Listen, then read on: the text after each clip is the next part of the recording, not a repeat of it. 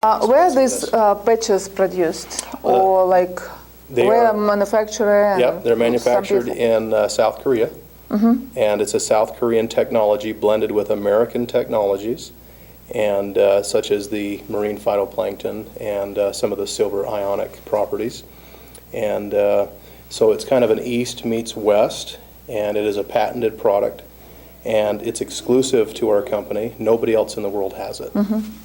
И вот еще один вопрос важный, да, спрашивают, где производят эти пластыри, и это научная разработка, которая находится в Корее, соединенная с новыми технологиями американскими, и, в общем-то, это все соединено воедино, и этот продукт является запатентованным, абсолютно эксклюзивным, и ни у кого в мире, вообще ни у кого нет вот этих технологий, этот продукт единственный, который есть только у нас в нашей компании.